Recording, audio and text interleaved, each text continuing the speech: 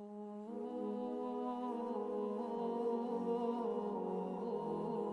الحمد لله والصلاة على نبي الله أما بعد فأعوذ بالله من الشيطان الرجيم بسم الله الرحمن الرحیم۔ اللہ جل شانہ کے اس دنیا کے اندر دو قانون ہیں، ایک اچھائی کا قانون، ایک برائی کا قانون۔ جو بندہ اچھائی لے کر آتا ہے، اچھے کام کرتا ہے، نیک اعمال کرتا ہے، اس کو اس کا بدلہ دیا جاتا ہے۔ قرآن پاک کی آیت ہے من یعمل سوءا یجز بہ ومن جاء بالحسنة فلہ عشر امثالها، کہ جو برائی لے کر آتا ہے یجز بہ، اس کو اس کے بقدر ہی بدلہ دیا جائے گا القیامت کے دن۔ اور کچھ گناہ تو دنیا کے اندر بھی سزا دی جاتی ہے، بہرحال یہ ایک الگ ٹاپک ہے۔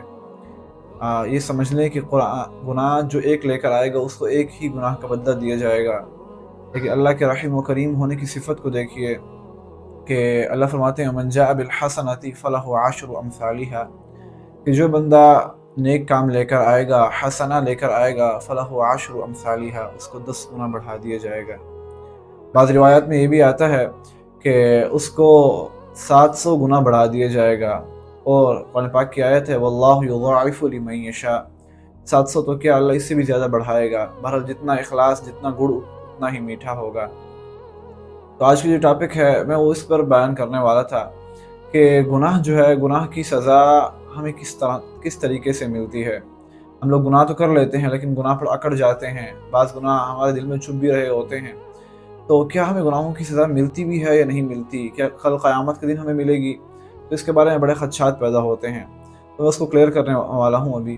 سب سے پہلے ہم جو گناہ کرتے ہیں، ہمیں تین طریقے سے اس کی سزا دی جاتی ہے۔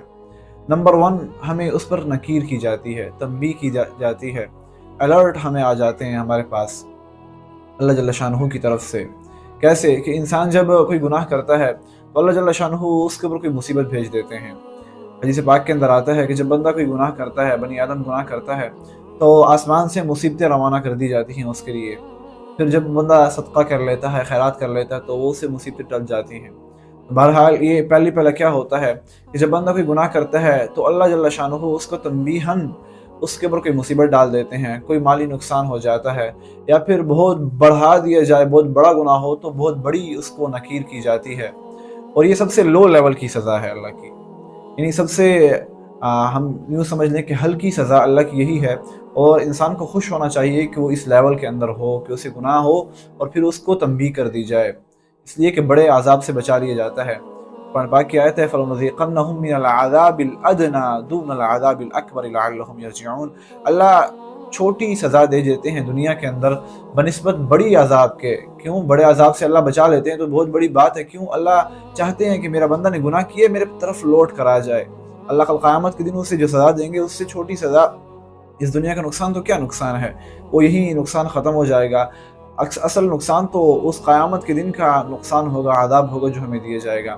بہرحال اللہ نکیر فرماتے ہیں، کبھی بہت بڑا گناہ کر لیا تو والدہ کا انتقال ہو جاتا ہے، دھچکا لگ جاتا ہے تو والد کا انتقال ہو جاتا ہے، کبھی قریبی ساتھی کا انتقال ہو جاتا ہے، تو اللہ جل شانہ الرٹ کر رہے ہوتے ہیں بندے کو کہ یہ میری طرف لوٹ کر آ جائے۔ نمبر 1۔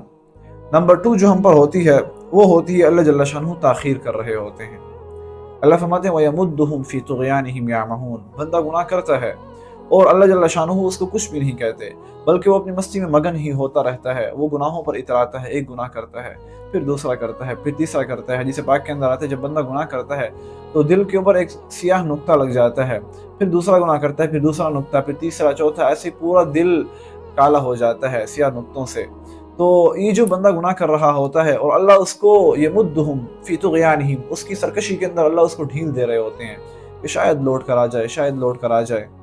یہ لیول بڑا ہی خطرناک ہوتا ہے، یہ ایسا لیول ہوتا ہے کہ اللہ کچھ نہیں کہہ رہے ہوتے۔ بالکل یہ ایسے ہی ہے جیسے ایگزامینیشن ہال کے اندر بیٹھا ہوا ایک اسٹوڈنٹ پیپر کر رہا ہے اور اس کے اوپر سر اس کے گھوم رہے ہیں، اور سر دیکھ بھی رہے ہیں کہ میں نے پورا سال اس کے اوپر محنت کی ہے، میں نے اس کو سکھایا ہے، میں نے اس کو پڑھایا، میں نے اس کے کنسپٹ کلیئر کیے، لیکن جب وہ دیکھ رہا ہوتا ہے سر کہ میرا اسٹوڈنٹ، میرا ہونہار طالب علم، وہ اس کے اندر بیٹھ کر پیپر کرتے ہوئے ایگزامینیشن ہال کے اندر بیٹھ کر بھی غلط کر رہا ہے، تو اس کو بڑا ہی غم ہو رہا ہوتا ہے، سر کو بڑی کوفت ہو رہی ہوتی ہے اپنے اوپر، اور بڑا غصہ آ رہا ہوتا ہے اس اسٹوڈنٹ کے اوپر کہ میں نے اس کو کتنا پڑھایا، لیکن کیا ہے وہ سر اسے کچھ بھی نہیں کہتا اور سر وہ ڈھیل کرتا ہے۔ کیوں؟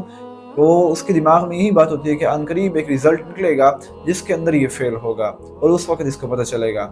بہرحال بالکل ایسی ہی بات ہماری ہی ہے کہ اللہ تاخیر کر رہے ہوتے ہیں، کچھ عرصے تک تاخیر کرتے ہیں اللہ، کہ اللہ فرماتے ہیں کہ بندہ میرا لوٹ کر آئے گا، لوٹ کر آئے گا، لوٹ کر آئے گا۔ جگہ جگہ پر اس کو تنبیہاً اللہ جل شانہ کچھ نشانات بھیج دیتے ہیں، کچھ علامتیں بھیج دیتے ہیں کہ بندہ لوٹ آئے، لیکن جب بندہ نہیں لوٹتا تو پھر اللہ جل شانہ اس کی پکڑ فرماتے ہیں۔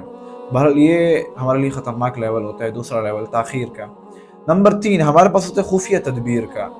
خفیہ تدبیر کیا ہے؟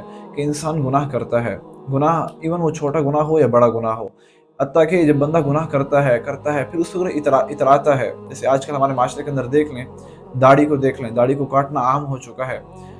میں آج ایک انٹرویو سن رہا تھا، ایک اسٹوڈنٹ کا تھا، یونیورسٹی کے اسٹوڈنٹ کا تھا، کہ وہ خود بتا رہا تھا کہ اس سے انٹرویو لینے والے نے انٹرویو لیا، بلکہ سلیم صافی نے لیا یہ انٹرویو ان سے، اور ان سے کہا کہ بھئی آپ داڑھی کے بارے میں کیا کہتے ہیں؟ وہ یونیورسٹی کے جو اسٹوڈنٹ تھا وہ کہتا تھا کہ یہ بھی پرائیویٹ معاملہ ہے ہمارا، داڑھی رکھنا نہ رکھنا، اس میں جو رکھے نہ رکھے ان کی اپنی مرضی ہے۔ دیکھیں اس کے کتنے عجیب، میرے اوپر تو یوں سمجھ لیں کہ ایٹم بم بن کے گرے الفاظ، کہ داڑھی نہ رکھنا یہ پرائیویٹ معاملہ کب سے ہو گیا؟ اللہ کے نبی صلی اللہ علیہ وسلم کی سنت مبارکہ، 1,24,000 کم و بیش انبیاء کی سنت مبارکہ، اس کو وہ پرائیویٹ معاملہ کہہ دینا، یہ ایک ایسی چیز، میں تو کہوں گا کہ اگر داڑھی نہ رکھنا ہے اور شیو کرنا یا پھر اس کے اوپر ڈیزائن بنانا، داڑھی سے ڈیزائن بنانا، میں تو کہوں گا اگر کتے کو بھی زبان دی جائے تو کتا بھی اس انگریز کی شکل کے اوپر نہ تھوکے۔ یہ وہ شکل، داڑھی وہ شکل، یہ وہ حیت ہے کہ جس کو دیکھنے کے لیے آسمان سے جبرائیل امین اترا کرتے تھے، یہ وہ شکل ہے جو کہ اللہ کے نبی صلی اللہ علیہ وسلم کے چہرے پر سجائی گئی تھی۔ اگر اللہ کے نبی صلی اللہ علیہ وسلم اگر داڑھی بدصورتی کی علامت ہوتی تو اللہ اپنے حبیب کو کیوں دیتے، حضرت یوسف علیہ السلام کو کیوں دیتے؟ تو داڑھی ہم کہاں سے کہاں چلے گئے بات۔ بہرحال داڑھی رکھنا ایک پرائیویٹ معاملہ نہیں ہے، میں اس کے اوپر نکیر کروں گا، بلکہ یہ تو سنت ہے 1,24,000 کم و بیش انبیاء کی۔ تو جو داڑھی کو کاٹنے والے ہیں تو وہ گناہ کے اندر یہ ہر وقت ملوث ہوتے ہی ہیں۔ جو بندہ ایک دفعہ داڑھی کاٹتا ہے، ایسے ہی دوسرے گناہوں کو دیکھ لے، میوزک سنتا ہے، میوزک دیکھنا حرام، سننا حرام ہے، احکامات اس کے اور ہیں، کبھی اس کے اوپر ویڈیو بنائیں گے کہ میوزک سننا حرام کن وجوہات کی بنا پر ہے۔ بہرحال میوزک سنتے ہوئے اللہ کے نبی نے فرمایا کہ یہ الغناء ينبت النفاق كما ينبت الزرع ماء الزرع، کہ یہ گانا دل کے اندر منافقت کو ایسے پیدا کرتا ہے، گانا سننا یا گانا یہ ایسے منافقت کو پیدا کرتا ہے جیسے کہ پانی وہ کھیتی کو پیدا کرتا ہے۔ بالکل ایسے گناہ کرتا رہتا ہے، لیکن آخری سٹیج کیا ہوتا ہے؟ بالکل ہارڈ سٹیج جسے ہم لوگ کہہ لیں، وہ کیا ہوتا ہے کہ خفیہ تدبیر کر رہے ہوتے ہیں۔ اللہ کیا کرتے ہیں؟ اللہ وہ گناہ کرتا ہے اور بندہ اتراتا جاتا ہے، بندہ گناہ کر رہا ہے، اس سے کاروبار بڑھ رہا ہے، بندہ گناہ کر رہا ہے، اس کو 4 چاند، ہر طرف سے پروٹوکول، ہائے تڑائے اس کی مچ رہی ہے، ہر جگہ پہ اس کو اسی کا نام لیا جا رہا ہے۔ کیوں؟ بندہ گناہ کر رہا ہے، بندہ سوچتا ہے کہ میں بہت اچھا کام کر رہا ہوں، لیکن نہیں، اللہ فرماتے ہیں قرآن پاک کے اندر فَلَمَّا نَسُوا مَا ذُكِّرُوا بِهِ، اللہ فرماتے ہیں جب لوگ بھول گئے اس بات کو، ما ذکروا بھی، جس کے ذریعے سے انہوں نے نصیحت حاصل کرنی تھی، اللہ فرماتے ہیں فتحنا علیہم ابواب کل شیء، جب میرے راستے سے ہٹ گئے ہم نے ہر چیز کے ابواب کل شیء، کل کا لفظ اگر آپ عربی لینگویج میں جائیں، آپ اس کو سرچ کریں تو کل کا لفظ ہر چیز پر آتا ہے۔ اللہ فرماتے ہیں جب وہ مجھے بھول گئے تو ہم نے دنیا کے اندر ہر چیز کے دروازے ان کے اوپر کھول دیے، یعنی ان کو ہر جگہ سے مال و عشرت، ہر جگہ سے ان کو پروٹوکول، ہر جگہ سے ان کے اوپر فراوانی، اللہ کہتے ہیں ہم نے ہر چیز ڈال دی۔ اللہ فرماتے ہیں فتحنا علیہم ابواب کل شیء حتی اذا فرحوا، جب وہ خوب اس کے اندر لت پت ہو گئے، اپنی دنیا کے عیش و عشرت کے نشے میں آ گئے، اپنے آپ کو بڑی چیز سمجھنے لگے، اللہ کہتے ہیں کہ جب انہوں نے خوب عیش کر لی نا، اللہ فرماتے ہیں فاخذناہم بغتۃ، اللہ کہتے ہیں ہم نے ان کو پھر اچانک پکڑ لیا۔ جیسے پاک کے اندر آتا ہے کہ اللہ جل شانہ ظالم کو اس کے ظلم کے اندر کھلا چھوڑ دیتے ہیں۔ جیسے کہ دیکھیں نا، ہم لوگ جب مچھلی پکڑنے جاتے ہیں، مچھلی پکڑنے کے اندر ہم لوگ اس کی ڈور کو، اس کی رسی کو یوں ہی چھوڑ دیتے ہیں، کیوں کہ یہ خوب لے جائے آگے، اور اس کو کھاتی رہے۔ پھر جب اچانک ہم کھینچتے ہیں تو اس کے حلق کے اندر وہ جو ہم نے اس کا جو آلہ لگایا ہوتا ہے اس کو پکڑنے کا، اس کے حلق کے اندر اٹک جاتا ہے وہ کانٹا، اور جب اس کو کھینچا جاتا ہے تو پھر وہ خوب खिंची हुई चली आती है, फिर वो खूब तड़पती है, लेकिन नहीं, उसका बचने का कोई भी रास्ता नहीं छोड़ा होता। बिल्कुल अल्लाह भी ऐसे फरमाते हैं कि फ़अख़ज़नाहुम बग़्ता, जब बंदा भूल गया हर चीज़ को, जब वो खूब ऐशो इशरत में आ गया और अपने आप को बड़ी चीज़ समझने लगा, अल्लाह फरमाते हैं कि हम अचानक इसको पकड़ेंगे।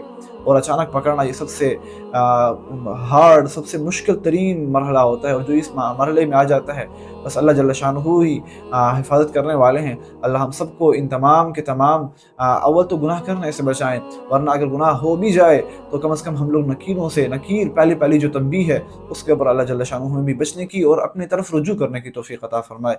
इंशाअल्लाह अगली वीडियो में मिलते हैं, तब तक अस्सलामु अलैकुम।